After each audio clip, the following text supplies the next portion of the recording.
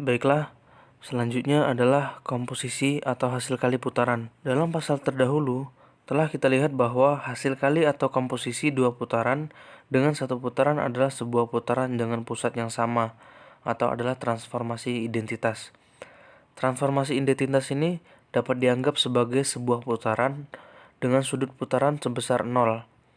Jadi, putaran dari transformasi identitas ini mempunyai sudut putaran sebesar 0. Jadi dapat kita katakan bahwa himpunan putaran-putaran yang mengelilingi titik yang sama adalah tertutup terhadap komposisi atau tertutup terhadap hasil kali putaran. Pada gambar 11.9 dapat kita lihat bahwa terdapat 3 gambar perputaran. Ada gambar A, B, dan C. Dari gambar ini kita mengetahui bahwa RA 120, RA 30 sama dengan RA min 160 berbanding RB 40, RC min 90 sama dengan RB min 120. Kemudian RC 150, RC 120 sama dengan perputaran pada titik C dengan besar sudut berarah sebesar min 90. Dengan demikian ditambah bahwa RAP inverse sama dengan RAP, maka himpunan rotasi-rotasi mengelilingi suatu titik A adalah sebuah grup. Lantas bagaimana jika ada sebuah titik pada bidang dilakukan dua rotasi mengelilingi dua titik berbeda A dan B dengan sudut rotasi masing-masing P1 dan P2? Jawaban dari pertanyaan itu dapat kita tuangkan dalam teorema berikut, yaitu teorema 11.3. yang berbunyi hasil kali dua rotasi adalah sebuah rotasi atau sebuah translasi. Untuk pembuktiannya kita lihat di sini ada gambar 11.10. Andaikan ada rotasi RAP1 dan rotasi RBPZ, tarik garis S sama dengan garis AB jika besar sudut berarah XAY sama dengan besar sudut berarah XAZ sama dengan setengah P2, maka RAP1 sama dengan pencerminan M pada garis S dan pencerminan M pada garis T, dan RBPZ sama dengan MU/MS. Jadi RBPZ RAP1 sama dengan MU/MS dikali MS/MT sama dengan MU/MT, atau pencerminan M pada garis U dan pencerminan M pada garis T. Apabila U sejajar dengan T, maka RBP2 RAP1 adalah suatu geseran. Kalau U dan T berpotongan di C, maka MS/MT adalah suatu rotasi yang berpusat di C.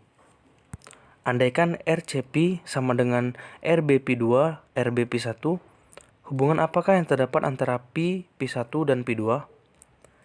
Oke, dari gambar 11.10 tadi kan kita bisa lihat bahwa besar sudut berarah dari sudut ABC sama dengan setengah P2. Sedangkan besar sudut berarah dari BAC itu sama dengan setengah P1. Dengan demikian besar sudut PCB-nya kita sudah tahu bahwa setengah P1 plus P2. Dari sini kan kita dapat menentukan sudut dari T ke U adalah setengah P1 plus P2. Sehingga 2P sama dengan P1 plus P2. Jika P1 plus P2 lebih dari 180, maka P sama dengan P1 plus P2 dikurang 360. Karena satu putaran penuh itu jumlah derajatnya 360. Sebagai gambaran, andaikan P2 sama dengan 140 dan P1 sama dengan 60, dan dalam hal ini besar sudut berarah ACB sama dengan 80 dan besar sudut berarah PCB-nya 100. Oleh karena itu besar sudut berarah ACB sama dengan min 80, maka sudut T ke U adalah min 80. Jadi P sama dengan min 160. Perhatikan bahwa 160 sama dengan P1 plus P2 min 360 karena sisa dari perputaran yang lebih dari 180 derajat tadi. Kita dapat menyelesaikan kasus-kasus ini kalau RBP2 RAP1 sama dengan RCP. Yang pertama, nilai mutlak P1 plus P2 nya itu lebih besar daripada 0 dan lebih kecil dari 180 derajat. Maka pi sama dengan pi1 plus pi2. Yang kedua, jika pi1 plus pi2 lebih besar dari 180, maka pi-nya itu sama dengan pi1 plus pi2 min 360. Yang ketiga, jika pi1 plus pi2 kurang dari min 180, maka pi-nya sama dengan pi1 plus pi2 plus 360. Dan yang keempat, jika pi1 plus pi2-nya sama dengan 0, maka hasil kali rotasi itu adalah suatu translasi. Baiklah, mungkin itu saja yang bisa saya sampaikan. Apabila ada salah kata, saya mohon maaf. Kepada Allah saya mohon ampun. Billahi fisabilil haq fastabiqul khairat. Wassalamualaikum warahmatullahi wabarakatuh.